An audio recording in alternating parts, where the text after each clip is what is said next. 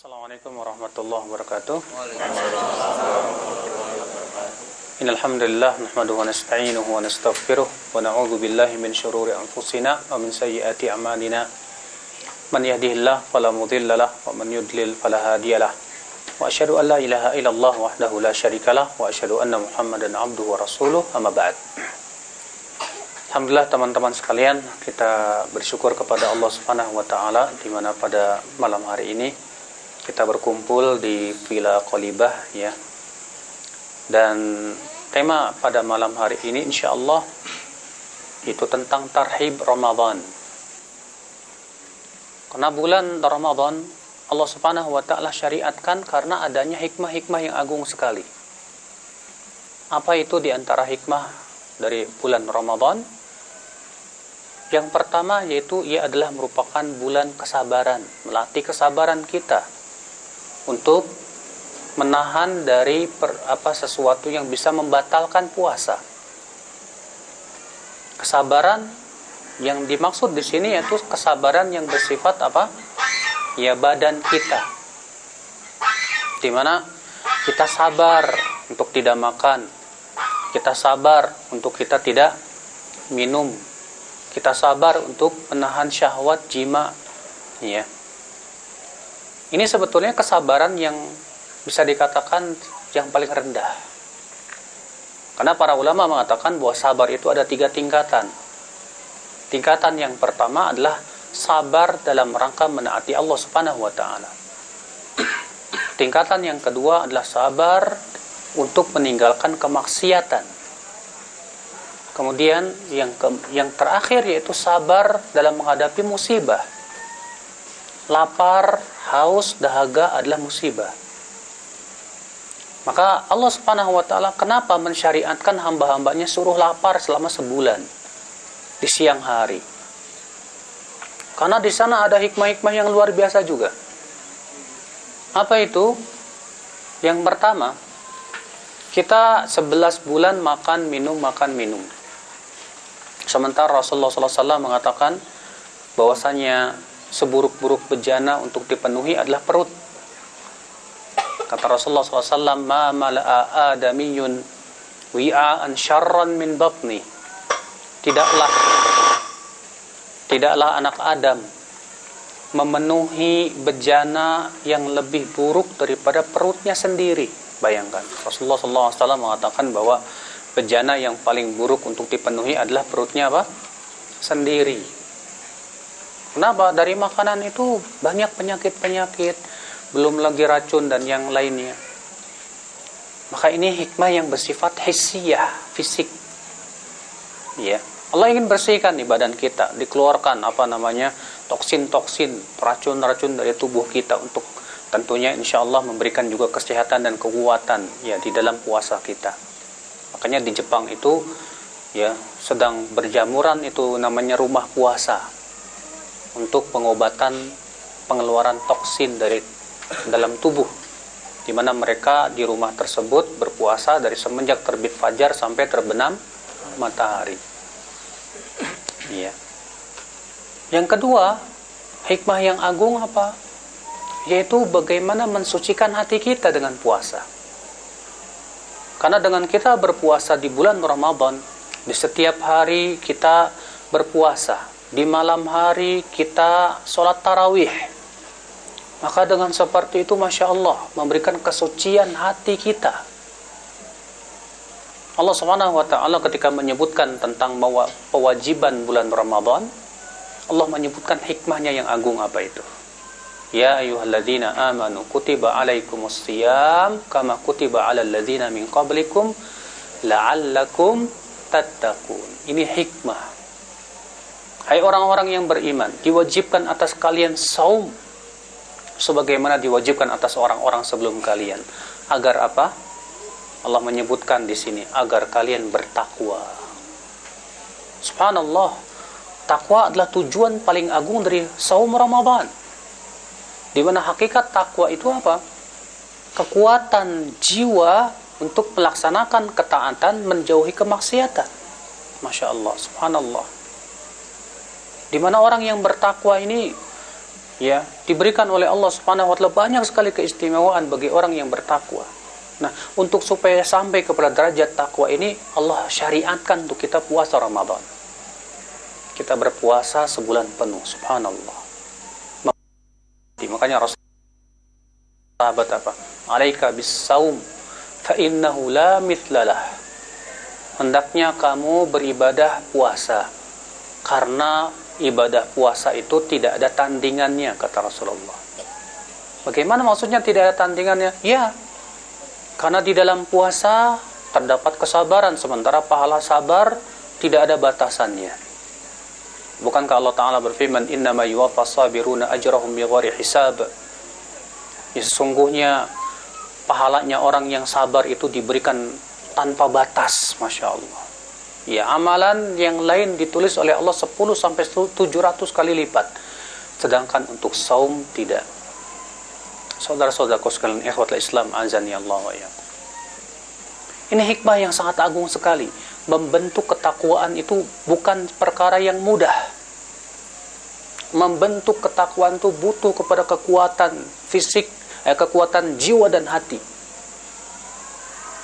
Sama kalau kita lagi kois nih ya, lagi sepedaan, baru-baru sepeda sih capek, 7 kilo aja udah capek ya, tapi lama-lama karena kita kebiasaan kuat tuh, bahkan sampai bisa sampai ada orang 100 kilo kuat, nggak apa-apa. Kenapa? Ala bisa karena biasa. Cuma pertanyaannya, kenapa kok ada orang yang kalau untuk sepedaan lari mau gitu loh, bahkan sampai ditanjakan, capek-capean pun nggak masalah, padahal capek banget itu, tanjakan yang sangat itu ya, demi untuk mendapatkan apa Pak? Kenikmatan, kepuasan apa? Hobi ya. Mungkin kalau orang yang nggak hobi, dia nggak bakalan merasakannya. Bagi dia apa, ngapain sih capek-capekin diri gitu. Tapi bagi orang yang hobi, ini Masya Allah, kepuasan tersendiri. Saya bisa naik ya sekian tingkat ketinggian dengan jarak sekian, Masya Allah. Ada hobi. Kenapa hobi? Senang. Ya, dari senang itu muncul kemudahan. Makanya kalau kita ingin ya supaya kita bisa sampai kepada derajat takwa ini, harus ada rasa senang dulu ini. Makanya ya akhwat Islam, azani Allah wa iyyakum, yaitu insyaallah kita akan bahas pada pembahasan yang kedua tentang bagaimana supaya kita bisa benar-benar melaksanakan bulan Ramadan ini dengan sebaik-baiknya. Yang jelas hikmah yang paling agung yang sangat Allah Subhanahu wa taala tekankan dalam Al-Qur'an daripada puasa Ramadan itu apa? Yaitu supaya membentuk jiwa yang takwa. Dan untuk membentuk jiwa yang takwa ini harus dengan menyusahkan diri dulu. Ya, menyusahkan diri dulu. Bayangkan sebulan penuh puasa, emang nggak capek? Capek, tapi hasilnya luar biasa. Nggak apa-apa. Memang segala sesuatu harus susah dulu. Di dunia juga harus susah-susahan dulu. Orang yang pengen dapat harta yang banyak di dunia ini capek, banting tulang, cari duit, baru dapat. Apalagi untuk mendapatkan surga Allah Subhanahu wa taala, untuk membentuk jiwa takwa, memang harus dipaksa hati kita ini. Saudara-saudaraku sekalian, ikhwatul Islam, azani Allah wa iyyakum.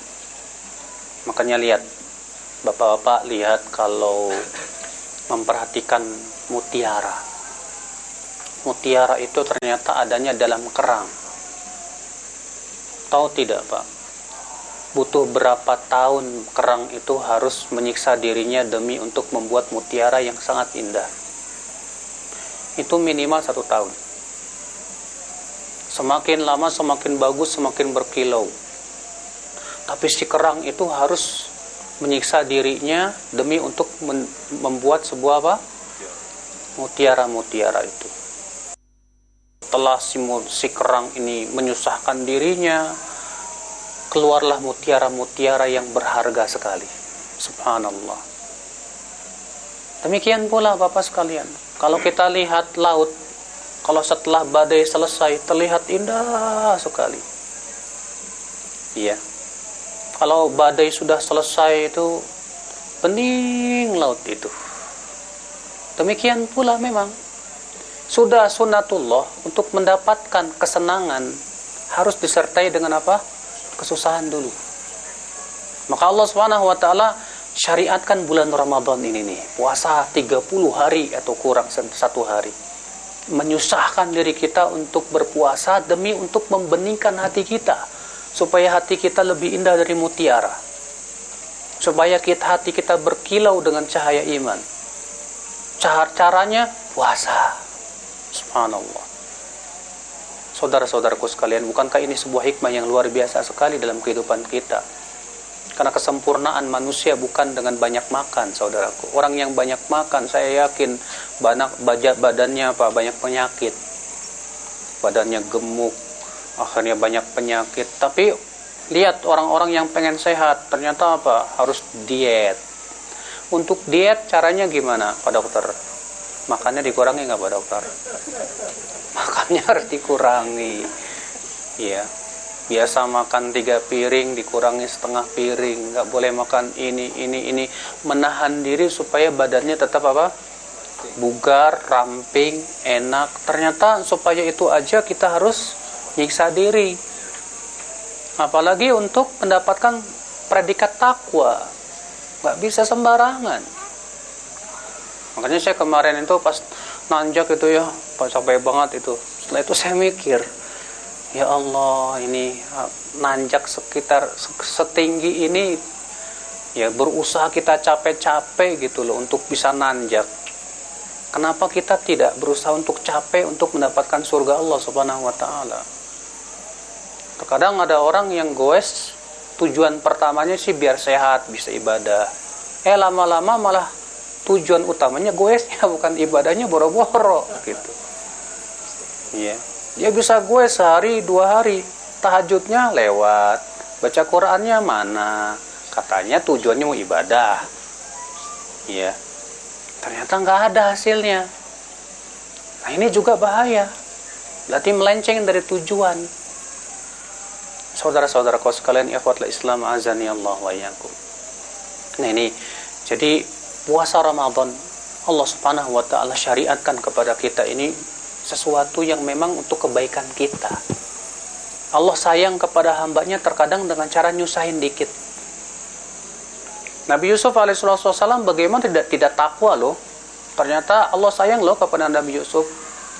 Nah, Allah ingin menyelamatkan Nabi Yusuf dari fitnah para wanita bangsawan. Caranya gimana? Dipenjara di bawah tanah bertahun-tahun. Selamat Nabi Yusuf dari fitnah. Allah sayang sama Nabi Yusuf. Terkadang Allah sayang kepada hamba dengan cara nyusahin dulu. Tujuannya supaya apa? Supaya dia mau ya, sadar kembali kepada Allah Subhanahu wa taala. Makanya ulama salaf terdahulu ada yang berkata begini, kami dahulu ketika ditimpa kesusahan kami bisa sabar.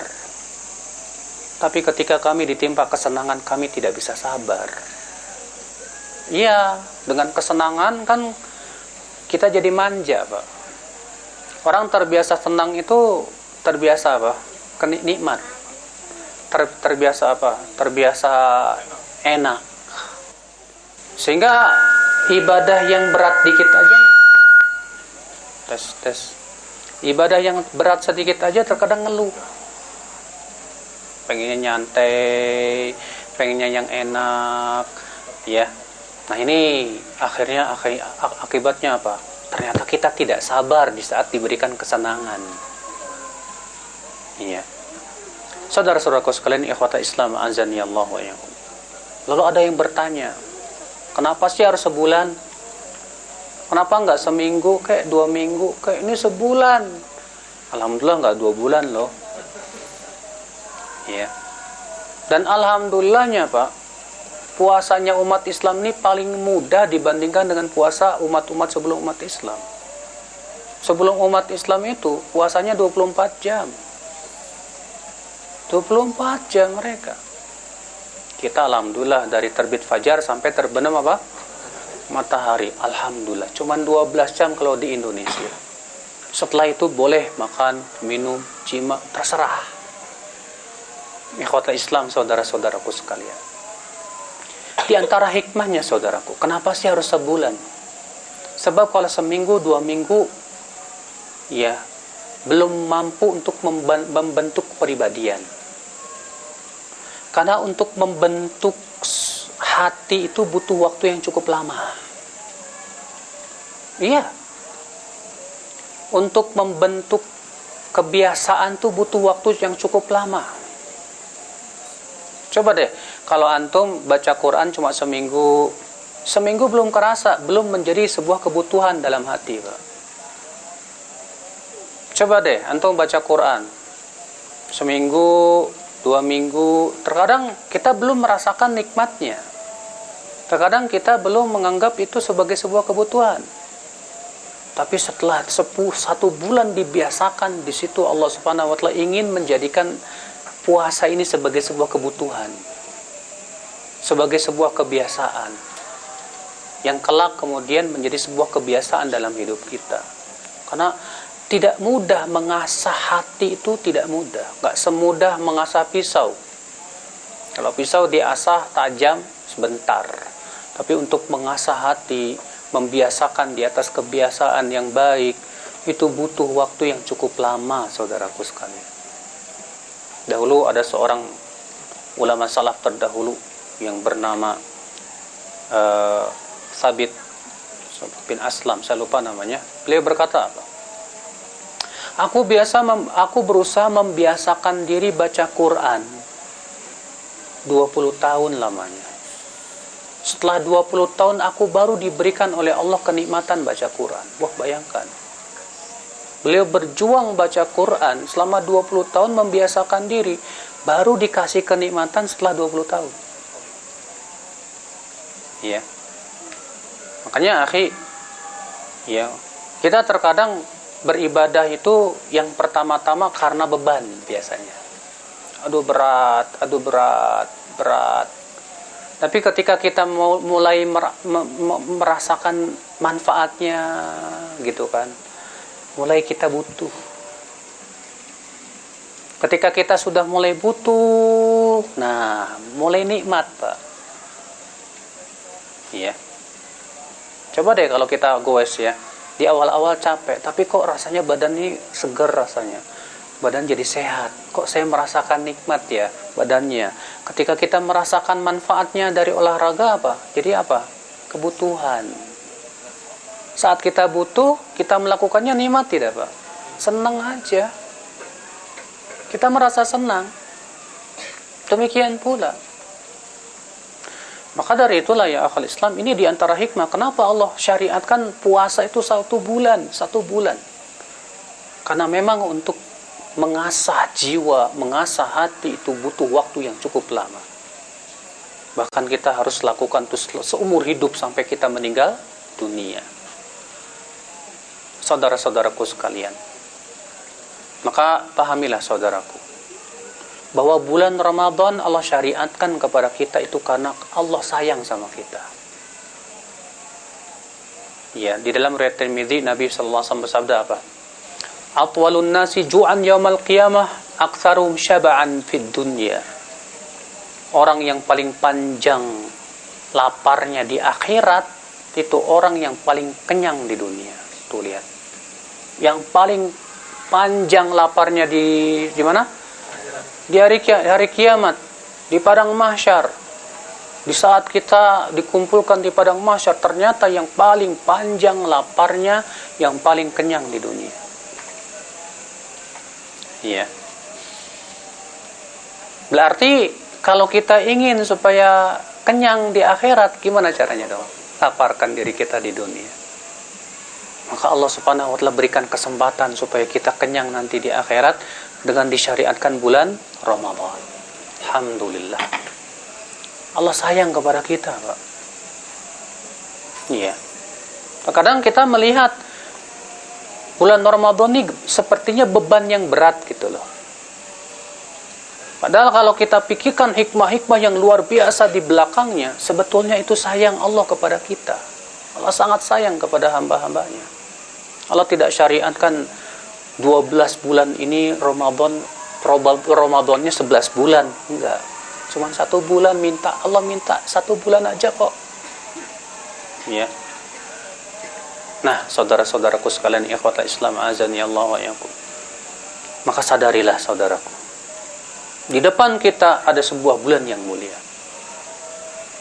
Ya, yang kita pikirkan adalah baik-baik yang kita jadikan mindset nih di pikiran kita nih. Apa yang kita pikirkan? Ini kesempatan saya untuk memperbaiki diri saya. Ini kesempatan saya untuk menggugurkan dosa-dosa saya. Ini kesempatan saya untuk meraih surga Allah Subhanahu wa taala. Alhamdulillah. Ya. Berapa banyak kesempatan-kesempatan kebaikan dalam Ramadan yang Allah sediakan. Pertama, puasanya. Kata Rasulullah, man shoma ramadhana imanan wa ihtisaban ghufira lahu ma taqaddama min dhanbi. Siapa yang saum Ramadan karena iman dan berharap pahala, akan diampuni dosa-dosanya yang telah lalu. Puasanya saja menggugurkan apa? Dosa. Kesempatan yang kedua, kata Rasulullah apa?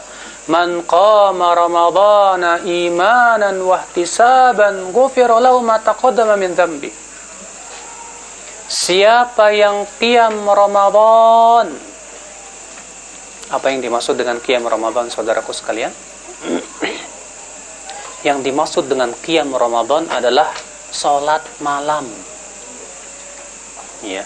Siapa yang qiyam di bulan Ramadan karena iman dan berharap pahala, ghufira lahu ma taqaddama min dzambih, akan diampuni dosanya yang telah lalu. Subhanallah. Rupanya Pak, salat tarawih saja itu sudah menggugurkan apa?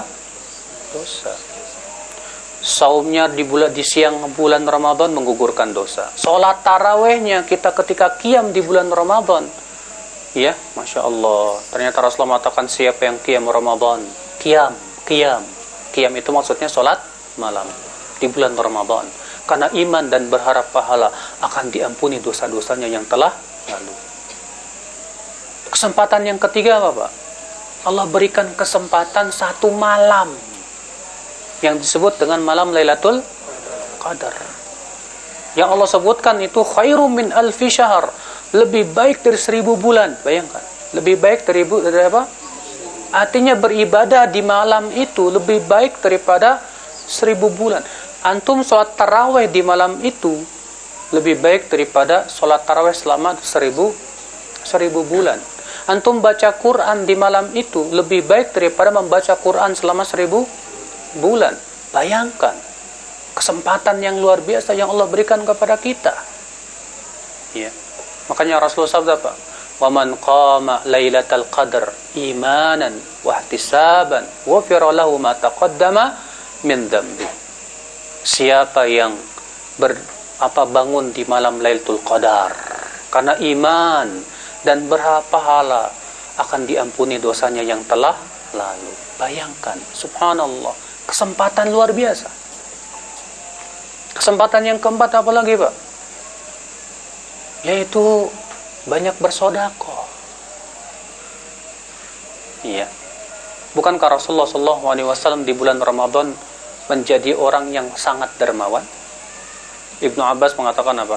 Kana Rasulullah SAW ajwadan nas wa kana ajwadu ma yakunu fi Ramadan hina yalqahu Jibril. Adalah Rasulullah SAW manusia yang paling dermawan. Manusia yang paling apa? Dermawan. Dan beliau lebih dermawan lagi kapan? Di bulan Ramadan. Jadi pertanyaan Pak, kenapa Rasulullah lebih dermawan di bulan Ramadan? Kenapa enggak di bulan Syawal? Ibnu Rajab menyebutkan beberapa hikmah. Hikmah yang pertama, kalau bulan Ramadan bulan yang sangat mulia, maka amal ibadah di bulan Ramadan dilipat gandakan. Yang kedua, Rasulullah menyebutkan bahwa pintu-pintu kebaikan itu 3.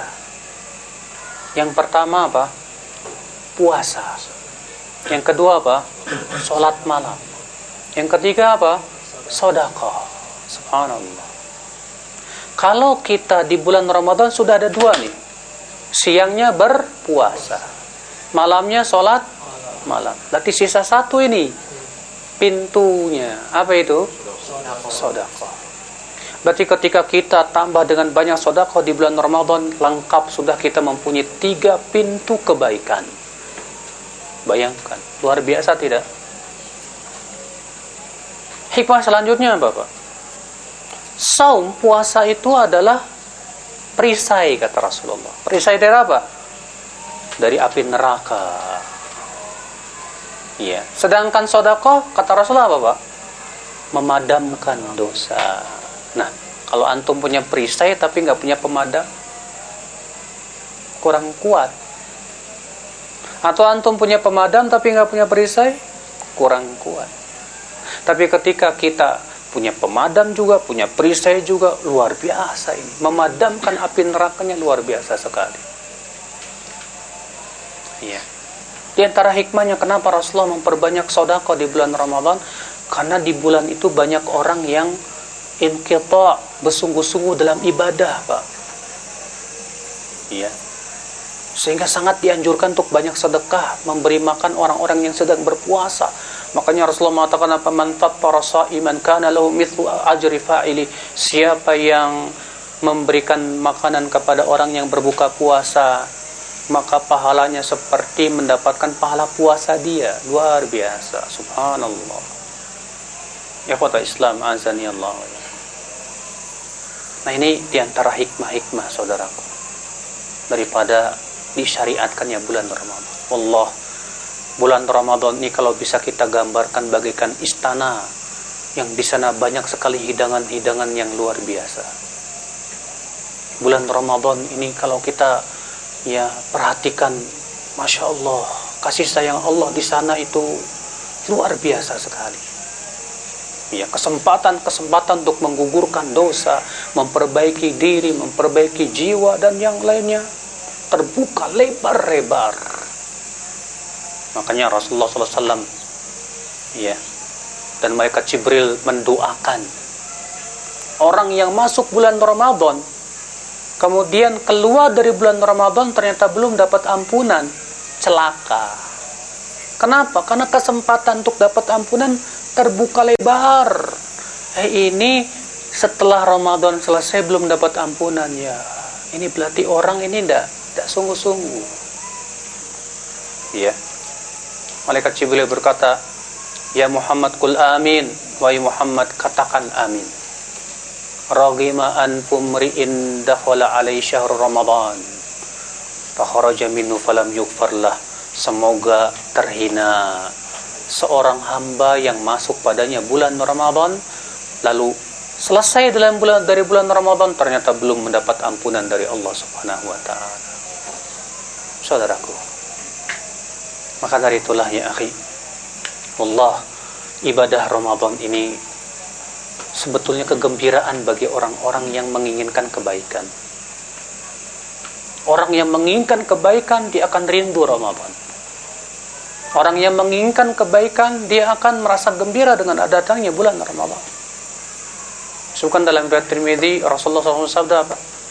"Idza kana awwalul lailatin min Ramadan, suffidati syayatin maradatul jin, wa ghulliqat abwabun niran, wa futihat abwabul jannah, wa yunadil munadi, ya baghiyal khair aqbil, wa ya baghiyal syarr aqsir.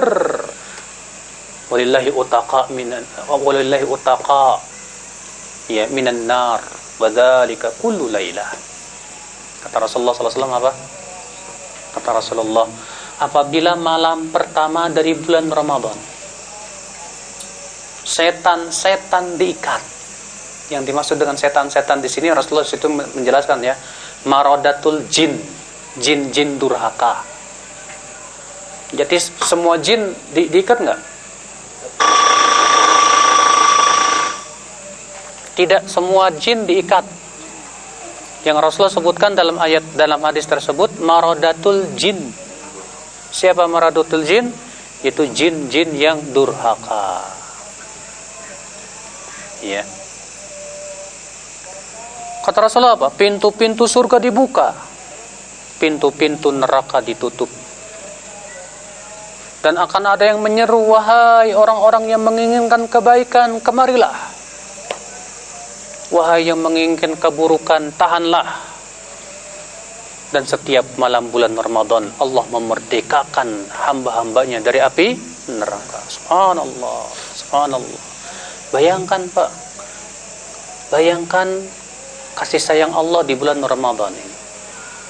Bayangkan kesempatan yang Allah berikan di bulan Ramadan ini. Pintu-pintu surga dibuka, pintu-pintu neraka apa? Gitu. Jin-jin yang durhaka diikat. Berarti kalau ada orang berkata begini, Ustaz, katanya setan-setan di bulan Ramadan diikat. Terus kenapa sih di bulan Ramadan masih ada orang berbuat maksiat? Saya jawab, Pak, sebab seseorang berbuat maksiat itu ada dua faktor. Faktor dari dalam, faktor dari luar. Faktor dari dalam apa? Hawa nafsu dan syahwat. Faktor dari luar apa? Setan. Setannya udah diikat. Tinggal apa? Hawa nafsu. Makanya kalau antum lihat orang yang ngikutin hawa nafsu di bulan Ramadan, di luar bulan Ramadan lebih lagi. Lebih lagi. Saudara-saudaraku sekalian, ikhwatal Islam azani Allah wa iyyakum. Tapi inilah saudaraku ya, hikmah-hikmah yang sangat agung daripada disyariatkannya apa? Bulan Ramadan. Nah, sekarang pertanyaannya adalah bagaimana supaya kita bisa memaksimalkan bulan Ramadan yang akan datang ini. Ikhwatul Islam, tentunya saudaraku sekalian,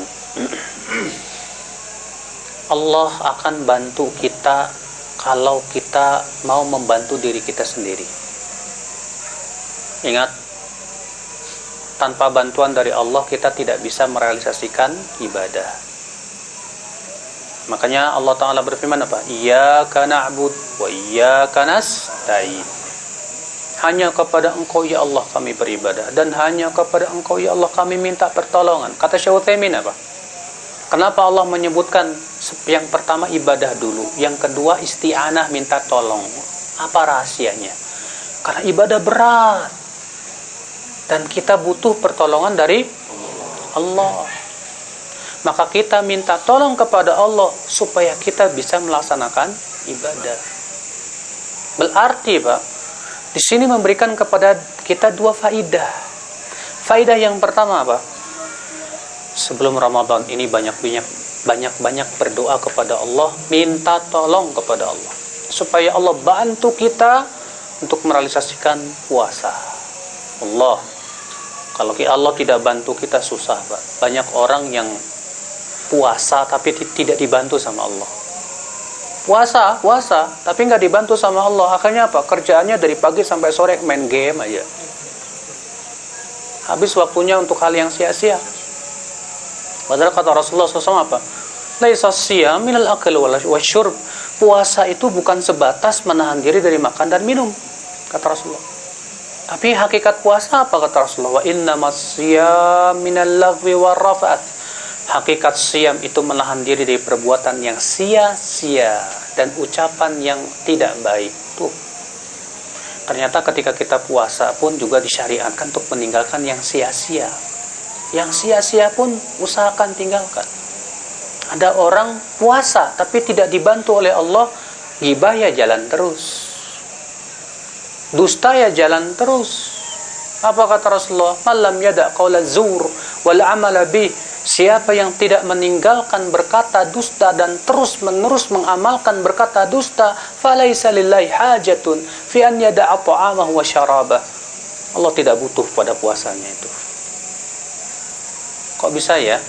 Ada orang yang puasa matanya masih jelalatan. Ada orang yang puasa tapi kalau nyakitin orang, ngebully masih doyan.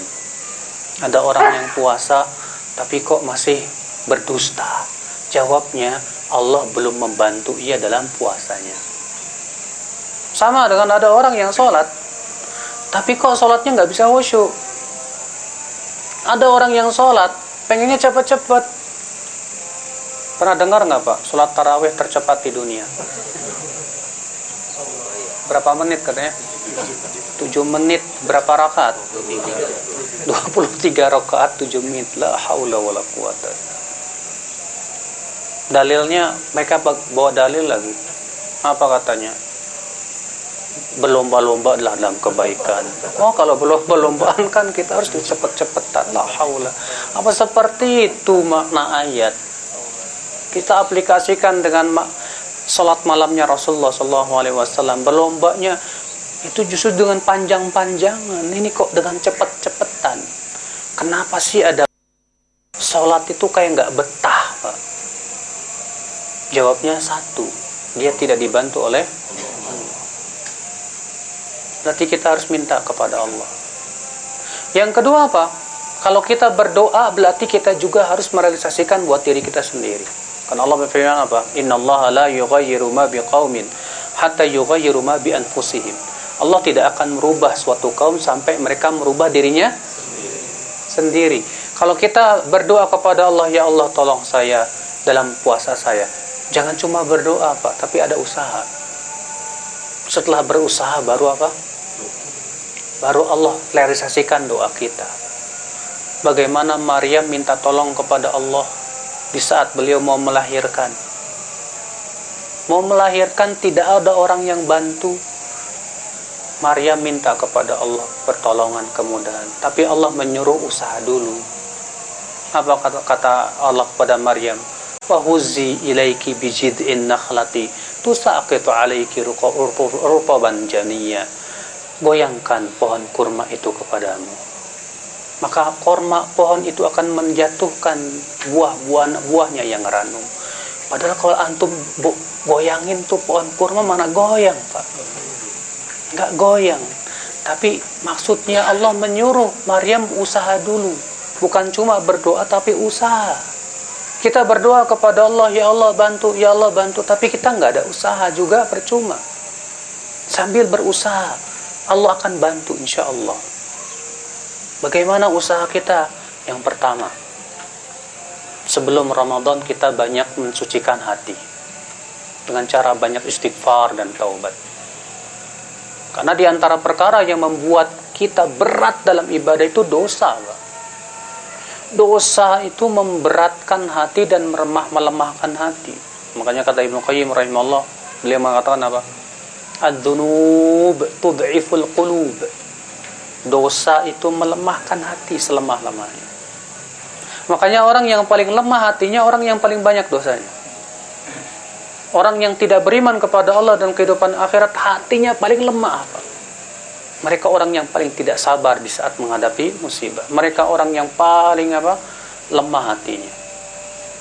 Orang yang paling kuat hatinya siapa? Orang yang paling bening hatinya dalam beribadah kepada Allah Subhanahu wa taala. Orang yang banyak berbuat dosa, lihat. Antum kira orang yang banyak berbuat dosa ibadahnya hebat? Enggak. Orang yang banyak berbuat dosa lemah ya dari ibadah. Lemah. Untuk berzikir saja susah. Orang yang hatinya dipenuhi dosa bahkan untuk menyebut nama Allah aja berat. Bisanya ngomongnya apa? Yang di atas. Tuhan yang Maha Kuasa. Untuk menyebut Allah jadikan lisannya keluh. Berat. Akibat dosa-dosa dia. Kenapa? Karena Allah tidak suka dia. Allah jadikan hatinya itu tidak suka untuk menyebut Allah. Ya, kenapa? Karena hatinya penuh dosa. Ya, maka dari itulah dengan datang bulan Ramadan, kita banyak istighfar, banyak taubat kepada Allah Subhanahu wa taala. Segera kita tinggalkan dosa-dosa supaya apa? Di bulan Ramadan ini Allah berikan kekuatan. Inilah di antara hikmahnya kenapa sih Rasulullah SAW sebelum Isra Mi'raj dibersihkan dulu jantungnya. Kisahnya masyhur kan? Rasulullah sebelum dibawa ke langit itu ya, beliau dibelek, dikeluarkan jantungnya, dicuci dengan air zam-zam, kemudian dimasukkan lagi, dipenuhi dengan iman. Kata sebagian ulama, ini memberikan faidah bahwa kalau kita mau bermunajat kepada Allah, berarti persiapkan dengan hati yang bersih. Ya. Ini dia Ramadan mau datang, sementara hati kita masih cinta dunia. Saya yakin, Pak, puasanya berat. Iya. Yang dia pikirin, wah, gue nggak bisa kuliner lagi. Ya, nggak bisa makan siang lagi. Nggak bisa enak-enakan lagi. Nah, ketika hati kita condongnya ke situ, disitulah kita akan memandang Ramadannya, Pak, berat. Kenapa? Karena hati kita masih dikotori dengan cinta dunia. Ya, di bulan Ramadan saya nggak bisa goes lagi. Ya. Kenapa? Karena dia nganggap goes segala-galanya. Bagi dia goes ini inti hidupnya seakan-akan. Akhirnya dia memandang Ramadan berat. Kenapa kok ada orang bisa melihat Ramadan itu dengan pandangan yang berat, Pak? Jawabnya itu, hatinya masih banyak kotorannya. Entah itu kotoran dosa, kotoran cinta dunia berupa syahwat. Entah itu syahwat itu berupa makanan, berupa harta, berupa kesenangan, berupa hobi ataupun yang lainnya yang mungkin dia tidak bisa lakukan di bulan Ramadan. Apalagi kalau pecinta kuliner itu, di bulan Ramadan payah itu. Ya. Saudara-saudaraku sekalian, ikhwatul Islam. Makanya ini dia, kita masih ada kesempatan ini untuk memperbaiki diri dulu. Ya. Masih ada setengah bulan lagi kita untuk banyak istighfar, banyak taubat, dan terus memperbaiki hati kita. Supaya ketika bulan Ramadan kita siap untuk fight. Ya. Saudara-saudaraku sekalian. Kemudian yaitu usaha yang kedua adalah pembiasaan dari sekarang. Dari sekarang coba nih, sekarang masih tersisa setengah bulan lagi. Coba kita mulai buka mushaf, Pak. Buka mushaf, baca Quran. Ramadan kemarin alhamdulillah saya khotam berapa? Sekali khatam. Masa Ramadan sekarang masih sekali juga. Nggak ada perkembangan kayaknya. Saya punya target ini. Ramadan kali ini saya harus bisa 2 kali khatam. Gimana caranya? Harus ada cara. Setelah kita punya target, sebulan Ramadan ini 2 kali khatam. Berarti dalam 1 hari saya baca berapa juz? 2 juz. Untuk bisa capai 2 juz gimana dong caranya? Coba pikirkan baik-baik, Pak. Kalau sebatas berangan-angan doang percuma. Banyak di antara kita ini cuma berangan-angan. Makanya kata Al-Hasan Al-Basri apa? Laisal iman bitamanni wala bitahalli. Iman itu bukan sebatas berangan-angan. Banyak orang cuma berangan-angan. Saya pokoknya mau khatam 2 kali. Pas masuk Ramadan, kenapa? Karena nggak ada persiapan masalahnya. Di sini sekarang harus ada persiapan. Coba kita semua ini ya, nih Rikoci kalau bisa nih ya, persiapan mau bulan Ramadan. Ayo kita targetkan, ya. Kita baca Quran 1 hari setengah juz. 1 hari setengah juz. Ya, seminggu ini, nanti seminggu berikutnya 1 hari 1 juz. Pas masuk Ramadan 1 hari 2 juz. Ya. Itu insya Allah bisa kalau kita mau ada keinginan yang kuat. Saudara-saudaraku sekalian, ikhwatul Islam azani Allah wa iyyakum. Nah, kalau kita ada keinginan seperti ini, ya, kita berusaha untuk bagaimana saya punya target yang jelas nanti di bulan Ramadan, insya Allah. Allah bantu asal ada keinginan yang kuat dan usaha, ya ikhwatul Islam azani Allah wa iyyakum. Allah bantu insya Allah. Ya. Kalau dulu bulan Ramadan habis siangnya buat apa sih? Buat tidur. Wah, kayaknya nggak bagus. Tapi kan Ustadz tidur ibadah kalau Ramadan. Do'if hadisnya Pak. Iya. Jadi gimana dong? Ya di bulan Ramadan kita usahakan cari cara bagaimana bisa maksimal dalam kebaikan. Kalau sendirian aja nggak bisa, cari teman yang sama-sama punya visi yang sama. Gimana caranya ya bulan Ramadan ini manfaat nih? Gimana dong? Iya, yaudah yuk kita baca kitab tafsir aja yuk. Saling bergantian, kamu ini nggak apa-apa deh, sehari 1 jam, nanti besok 2 jam, atau ada acara lain atau cara lain. Bagaimana?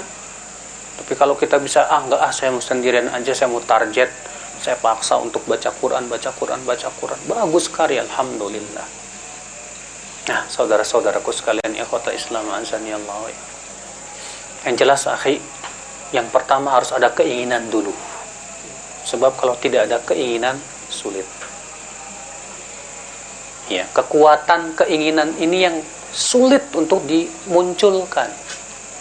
Sebab ketika keinginannya lemah, akan menghasilkan apa? Kemampuan yang lemah, ibadah yang lemah. Kenapa? Tidak ada keinginan masalahnya. Makanya kata Imam Ibnu Qayyim rahimahullah, di dalam tubuh manusia itu ada 2 kekuatan dalam diri manusia itu. Kekuatan yang pertama kekuatan iradah, keinginan. Yang kedua kekuatan ilmu. Ada orang menginginkan kebenaran tapi nggak punya ilmunya, dapat nggak Pak? Nggak dapat. Ada orang punya ilmu tapi tidak ada keinginan untuk mendapatkan kebenarannya. Dia ada kesempatan untuk menuntut ilmu, ada, tapi tidak ada keinginan. Dapat nggak Pak?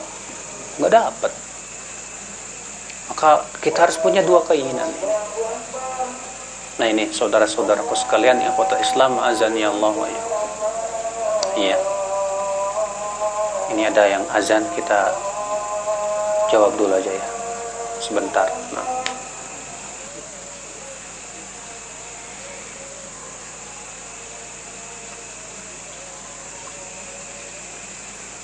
Baik, kita lanjutkan.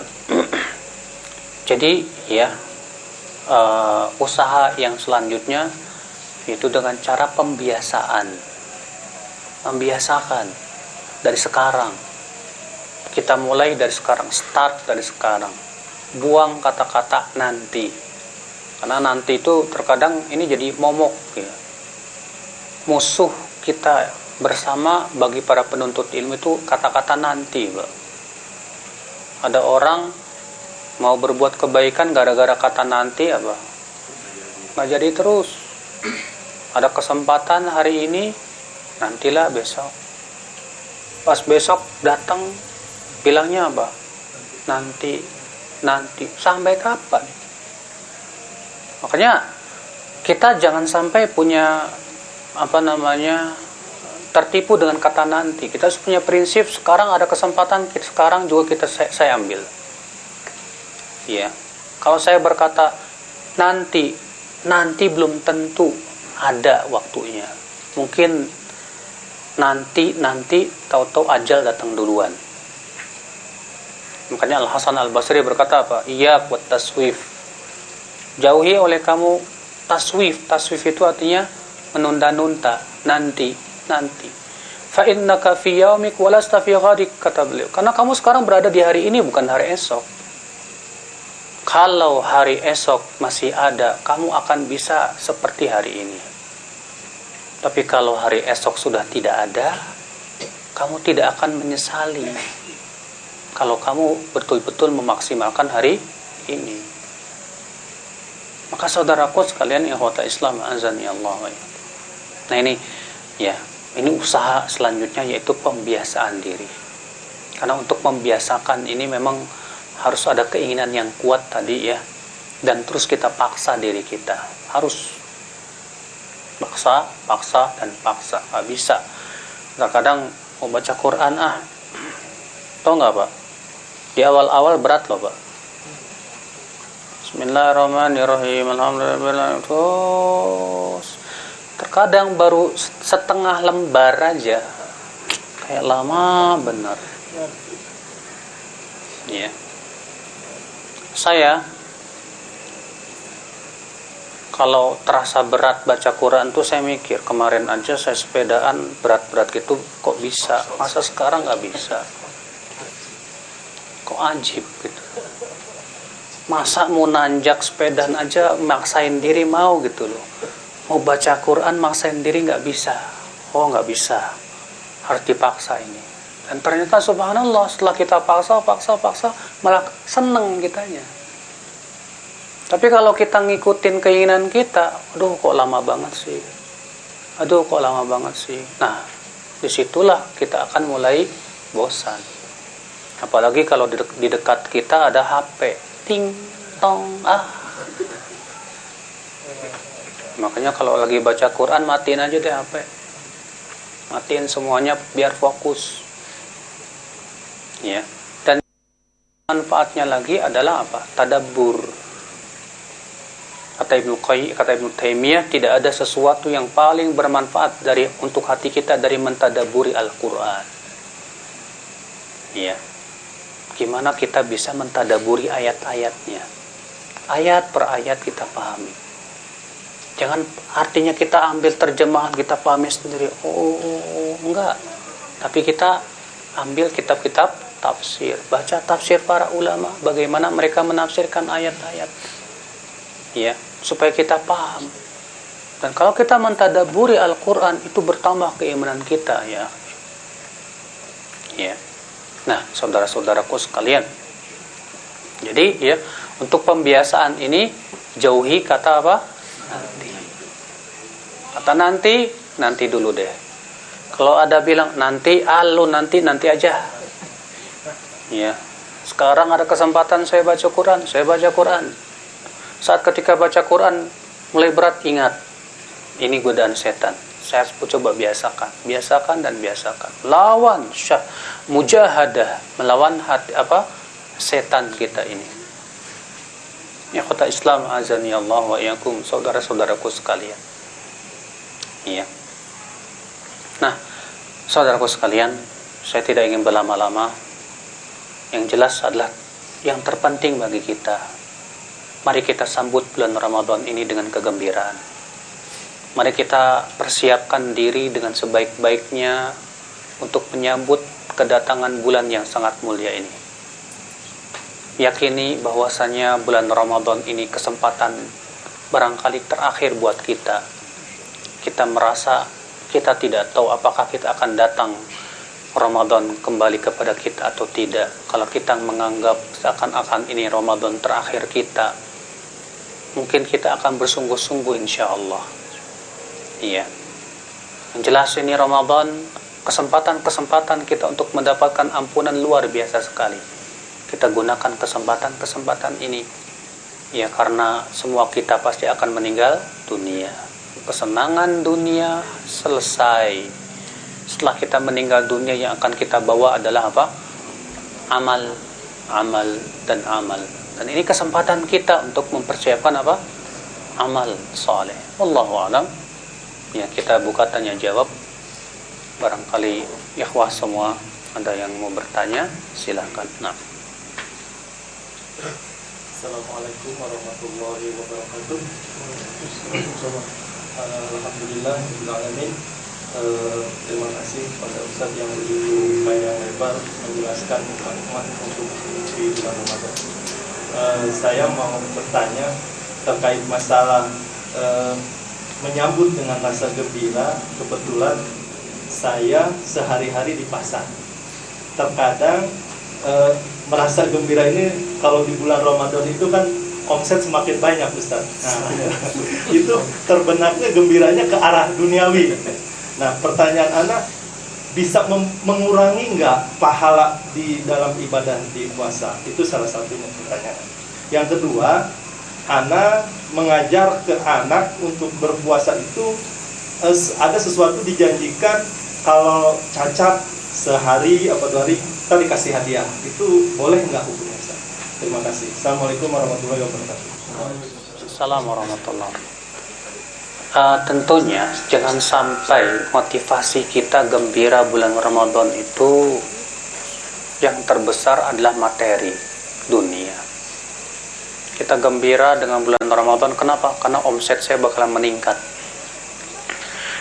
duit saya akan lebih banyak, dan yang lainnya. Ini kegembiraan yang dicela oleh Allah Subhanahu wa taala. Iya. Lihat, Allah mencela si Qarun yang gembira dengan harta.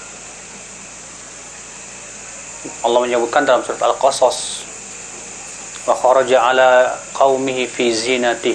Keluarlah si Qarun itu dengan apa? Perhiasan-perhiasannya. Sampai Allah mengatakan apa? La tafrah, innallaha la yuhibbul farihin. Jangan kamu bergembira. Sesungguhnya Allah itu tidak cinta kepada orang yang bergembira seperti itu. Kata para ulama, yaitu gembira sebatas dengan kehidupan dunia. Allah menyuruh kita kaum mukminin untuk bergembira dengan apa? Karunia dan rahmatnya berupa iman dan Al-Quran.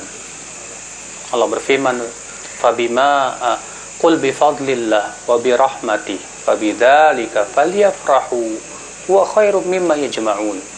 Katakan, hai Muhammad, dengan karunia Allah lah, yaitu keimanan, wa rahmati, dan rahmatnya yaitu Al-Quran, fabidzalika falyafrahu, hendaklah mereka bergembira, wa khairum mimma yajma'un, itu lebih baik daripada apa yang mereka kumpulkan dari kehidupan dunia. Allah menyuruh kita itu gembiranya dengan apa? Keimanan, dengan Al-Quran, dengan rahmat. Allah mengatakan itu lebih baik daripada apa yang mereka kumpulkan dari kehidupan dunia. Bukan artinya kita tidak boleh mengumpulkan kehidupan dunia. Bukan artinya kita tidak boleh gembira ketika mendapatkan harta. Tidak. Tapi kegembiraan kita dengan iman dan Al-Quran lebih daripada kegembiraan kita dari itu. Makanya Rasulullah SAW bersabda ketika mensifati seorang mumin apa? Man sarratu hasanatu wa asa'atu sayyi'atu fahuwa mu'min. Siapa yang merasa gembira dengan amal kebaikannya dan merasa sedih dengan amal keburukannya, itu tandanya ia seorang mukmin.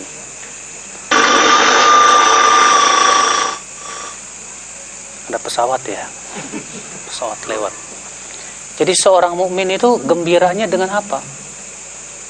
Dengan amal kebaikan, dengan amal saleh. Kalau kita pikirkan yang pertama, harta itu memperberat hisab pada hari kiamat. Iya tidak, Pak? Harta itu akan ditanya nanti pada hari kiamat. Iya tidak, Pak? Taib. Sesuatu yang memberatkan hisab kita, masa kita gembira banget sih? Antum gembira enggak? Alhamdulillah hisab saya tambah berat. Atau seharusnya kita bersedih hati, punya tanggung jawab, ya Allah, ini harta yang engkau berikan kepadaku, pasti engkau tanya apa jawabanku nanti pada hari kiamat. Kita bingung. Tapi kalau antum niatkan dari awal, saya dengan banyak omset ini mudah-mudahan semakin banyak bisa bersedekah di bulan Ramadan. Nah, ini luar biasa. Alhamdulillah Ramadan datang. Insya Allah mudah-mudahan dengan batangan Ramadan ini banyak pemasukan. Saya pengen banyak infak, memberi makan orang-orang yang berbuka puasa. Alhamdulillah. Nah, ini yang harus kita lakukan. Sehingga kegembiraan kita itu ada manfaatnya. Adapun hanya sebatas gembira mendapatkan harta, itu bukan sesuatu yang terpuji di sisi Allah Subhanahu wa taala. Allah. Yang kedua, kalau saya memberikan iming-iming ke anak, nanti kalau kamu puasanya cacat ya, full dikasih hadiah, boleh tidak boleh, tidak apa-apa. Anak-anak kecil terkadang harus kita kasih dulu motivasi. Nggak apa-apa dengan diberikan harta, tapi tetap kita ingatkan untuk keikhlasan. Dilatih terus keikhlasan. Supaya jangan sampai nanti sampai gedenya puasanya pengennya dapat hadiah. Nah, ini bahaya. Maka si anak ini juga tetap harus diingatkan tentang pentingnya apa? Keikhlasan dan keikhlasan. Iya, Allahu a'lam. Assalamualaikum warahmatullahi wabarakatuh. Assalamualaikum warahmatullahi wabarakatuh. Ustaz, terkait dengan akan datangnya di bulan Ramadan, itu hampir kebanyakan kaum muslimin melakukan nisfu Sa'ban. Apakah ada contohnya? Kedua, apakah tujuan daripada 10 hari terakhir di bulan Ramadan untuk itikaf? Apakah itu ada contohnya? Terima kasih Ustaz. Assalamualaikum warahmatullahi wabarakatuh. Assalamualaikum warahmatullahi wabarakatuh. Nisfu Sya'ban, terjadi perselisihan para ulama tentang keutamaannya. Sebagian ulama mengatakan bahwa malam nisfu Sya'ban adalah malam yang mulia. Berdasarkan sebuah hadis Nabi SAW bersabda, ya, idza kana lailatul nisf min Sya'ban ittala Allahu ala ibadihi. Apabila malam nisfu Sya'ban, Allah akan menengok hamba-hambanya. Fayaghfiru lahum, lalu Allah mengampuni dosa-dosa mereka kecuali dua orang. Yang pertama orang musyrik, yang kedua orang yang sedang bertengkar dengan saudaranya. Ya. Nah, hadis ini diikhtilafkan para ulama tentang statusnya, apakah ia sah atau tidak. Ada yang mendhaifkan, ada yang menghasankan, bahkan ada yang mensahihkan. Syekh Albani rahimahullah berpendapat bahwa hadis ini ya sah dan ada asalnya, di mana jalannya banyak sekali. Memang kalau kita perhatikan hadis ini jalannya sangat banyak sekali. Sangat banyak ya, sehingga wallahu alam bisa naik kepada derajat hasan. Ya. Namun apakah ada ibadah khusus di malam nisfu Sya'ban? Tidak ada. Imam Nawawi ketika ditanya tentang solat nisfu Sya'ban, beliau menjawab alhamdulillah. Ya, waktu itu beliau ditanya tentang solat nisfu Sya'ban dan solat raghaib, yaitu solat di malam Jumat pertama di bulan Rajab yang berjumlah 1000 rakaat. Kata beliau, alhamdulillah fa inna hataini salataini lam yarid fihi haditsun sahihun wala amila bi salaful ummah fahuma bid'atani madmumatan. Kata beliau, dua solat ini tidak ada satupun dalil yang sahih yang menunjukkannya, tidak pula dilaksanakan oleh generasi terdahulu, maka keduanya bid'ah yang tersesat, tercela. Ini Imam Nawawi rahimahullah. Pada Imam Nawawi mengatakan bahwa bid'ah itu ada bid'ah hasanah, bid'ah dhalalah. Tapi beliau menyatakan bahwa ini termasuk bid'ah dhalalah. Kenapa alasannya? Karena tidak ada hadis yang sahih, tidak pula ada amalan para salafus saleh. Sehingga beliau mengatakan berarti ini bid'ah yang sesat, yang tercela. Yang mengingkarinya, kata beliau, diberikan pahala oleh Allah Subhanahu wa taala. Berarti ya, tidak ada amalan khusus di malam tersebut. Adapun yang pertanyaan yang kedua tentang apa hikmah daripada i'tikaf. Kenapa kita disyariatkan tentang i'tikaf, di mana Nabi SAW mencontohkan i'tikaf di 10 hari terakhir. Hikmah yang pertama, saudaraku, adalah untuk berusaha mencari malam Lailatul Qadar. Hikmah yang kedua, supaya kita lebih bersungguh-sungguh lagi dengan semakin mendekati batas finish. Coba kalau antum sedang balap lari, semakin dekat finish semakin kenceng apa semakin loyo? Pasti semakin kenceng, sekuat tenaga. Ya, seharusnya begitu. Ini bagi orang, ini khusus bagi para pelomba aja. Bagi orang yang tidak berlomba tidak. Kalau kita merasa kita pelomba, berarti semakin mendekati garis finish, semakin kita bersungguh-sungguh. Kalau kita lakukan itu berarti memang kita sedang berlomba. Tapi kalau ternyata mendekati garis finish malah tenang, anteng, malah berarti artinya kita bukan jiwa pelomba dan bukan sedang berlomba. Sementara Allah memerintahkan kita berlomba-lomba, tidak? Fastabiqul khairat, berlomba-lombalah dalam kebaikan. Afi dzalika falyatanafasil mutanafisun. Untuk itulah orang-orang yang berlomba itu berlomba-lomba, bersaing. Nah, saudara-saudaraku sekalian, ikhwatul Islam, nah, ini diantara hikmah-hikmahnya yang agung ya. Allahu a'lam.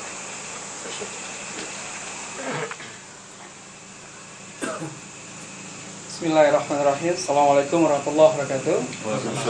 Alhamdulillah kajian ini membuat recharge lagi semangat saya untuk menghadapi Ramadan. Dan saya merasa bahwa ada satu target yang memang harus kita siapkan. Cuma pertanyaannya begini, Ustaz. Bagaimana menjaga semangat berlomba-lomba dalam kebaikan yang begitu penuh semangat di bulan Ramadan, tapi ketika di luar Ramadan, Ustaz? Kadang-kadang kita juga di bulan Ramadan mampu hatam 2, 3, tapi ketika di luar Ramadan ternyata kita kembali ke habitat lama, bahkan hatam saja sampai 2 bulan, 3 bulan baru hatam lagi. Nah, bagaimana menjaga charging kita tetap semangat seperti di bulan Ramadan ini, Ustaz? Mohon supportnya dan tipsnya, Ustaz. Terima kasih. Assalamualaikum warahmatullahi wabarakatuh. Ini pertanyaan yang membuat saya berkeringat ini, Pak. Karena semua kita sama. Tidak antum, tidak anak, semua kita sama. Di bulan Ramadan kita berusaha sungguh-sungguh. Setelah selesai Ramadan ternyata loyo lagi. Karena memang di bulan Ramadan sebab-sebabnya banyak sekali, Pak. Siangnya kita puasa. Puasa sendiri sudah pintu kebaikan. Malamnya kita sholat. Sholat malam itu sendiri sudah membuka pintu kebaikan. Sudah begitu disertai dengan sedekah. Itu sudah membuka pintu kebaikan. Bagaimana tidak akan terbuka semua kebaikan di bulan Ramadan, sementara pintu-pintunya semua sudah kita miliki. Berarti kalau kita ingin seperti di bulan Ramadan, berarti pintu itu harus kita selalu miliki.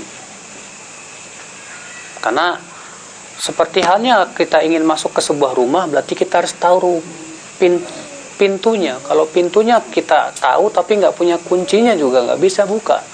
Tapi kalau kita punya kuncinya, ternyata pintu kebaikan ini ada 3. Apa itu? Shaum, salat malam, sedekah. Kalau 3 ini ada terus, insyaallah biidznillah, kita akan bisa terus. Misal di bulan Ramadan sudah selesai, alhamdulillah. Gimana caranya supaya di bulan-bulan saya saum masih terus bisa saya lakukan? Setidaknya puasa Senin, Kamis. Senin, Kamis, Senin, Kamis, Senin, Kamis. Saya bisa jaga betul-betul, itu luar biasa. Berarti kita harus punya pintunya dulu. Sebab kalau pintunya ketutup satu, ya, kalau Ramadan 3-3-nya kebuka pintunya semua. Pintu puasa, pintu sholat malam, pintu sedekah. Sehingga kita bisa masuk kepada kebaikan semuanya. Nah, di bulan setelah bulan Ramadan ada yang tertutup satu, pintu puasa sama pintu sedekah mulai berkurang. Tersisa pintu apa? Sholat malam juga sudah mulai ketutup. Gimana kita akan terbuka kebaikan? Kenapa? Karena pintunya sudah mulai kita tutup satu persatu. Akhirnya kita juga tidak bisa masuk ke dalam rumah kebaikan tersebut. Ya, kecuali dengan susah payah. Maka kalau kita ingin seperti di bulan Ramadan, kita berarti harus punya usaha untuk bisa terus membuka pintu-pintu yang 3 tersebut. Insya Allah, ya, Allah selalu berikan kepada kita kemudahan. Allahu a'lam. Assalamualaikum warahmatullahi wabarakatuh. Terima kasih untuk kesempatan yang diberikan. Saya ingin bertanya, Ustaz, tentang yang tadi sempat dikemukakan tentang hobi. Misalkan kita hobi kuliner, hobi olahraga, goes dan sebagainya. Bolehkah kita, misalkan kita kuliner, kita ingin ternyata ini kesempatan ada event ini, hanya ada ini nanti baru ada lagi nanti mungkin beberapa bulan ke depan, atau mungkin ada event goes yang sangat bagus, sehingga adanya saat sekarang ini ketika kita sedang ada di bulan Ramadan, dan nanti kesempatan lagi sulit lagi menjumpai event yang seperti itu, lalu kita melakukan kuliner tersebut, kemudian kita ikuti goes juga, ataupun hal-hal yang lain, kemudian kita nanti berpikiran nanti dibayar di luar bulan Ramadan. Apakah punya pemikiran seperti itu dibenarkan, Ustaz? Juga misalkan ada kondisi kita bekerja harus berpanas-panas di bawah terik matahari, kita merasakan kehausan yang sangat, kemudian kita putuskan untuk batal puasanya, kemudian kita berpikiran nanti dibayar di luar bulan Ramadan. Apakah seperti itu juga dibolehkan? Terima kasih Ustaz. Wassalamualaikum warahmatullahi wabarakatuh. Artinya mungkin maksud Pak Dokter ada event goes nih di bulan Ramadan. Kapan lagi saya bisa? Nanti kalau puasanya saya bisa qadha. Saudaraku, sesuatu yang wajib jangan sampai kalah oleh sesuatu yang mubah. Iya. Masa kita mau bela-belain yang mubah, kemudian kita tinggalkan yang wajib? Ini sebuah ketertipuan. Dan ini bukan udzur syar'i. Ya, maka dari itu tidak diperkenankan hal seperti ini. Maka dari itu, kalau misalnya perkara itu adalah perkara yang memang wajib juga dan maslahatnya sangat besar. Misal, saya harus mencari nafkah. Sementara mencari nafkah hukumnya apa? Wajib. Di bulan Ramadan kalau saya bersungguh-sungguh ibadah tanpa mencari nafkah, dari mana saya akan bisa makan? Sulit. Akhirnya terpaksalah dia harus mencari nafkah, dan ternyata mencari nafkahnya berat sekali. Dia tukang kuli bangunan. Karena memang skillnya di situ, kemampuan juga di situ. Bagaimana ini? Nah, di sini ya akal Islam. Ya, permasalahan yang sungguh butuh kepada ijtihad dan bertanya kepada para ulama. Ada seorang supir yang dia memang juga berat, harus nyupir dua antar provinsi. Kalau dia nggak nyupir, dari mana saya dapat duit? Dari mana saya bisa makan? Sementara cari nafkah, hukumnya apa? Wajib. Maka ini darurah. Dan kaidah usul fikih mengatakan ad-darurah tubihul mahdhurat. Sesuatu yang darurat membolehkan perkara yang terlarang. Bagaimana lagi? Maka ya, kalau memang tidak ada lagi alternatif lain yang mubah yang bisa dia lakukan kecuali yang itu, ya sudah, laksanakanlah dan qadha di bulan-bulan yang lain setelah bulan Ramadan ini. Allahu a'lam, semoga yang saya sampaikan pada malam hari ini bermanfaat ya. Mudah-mudahan kelihatannya udah pada ngantuk ini, udah pada malam, udah pada lapar juga. Baik, wabillahi taufik, subhanakallah bihamdik, syahadu an la ilaha illa anta astaghfiruka wa atubu ilaik. Wassalamualaikum warahmatullahi wabarakatuh.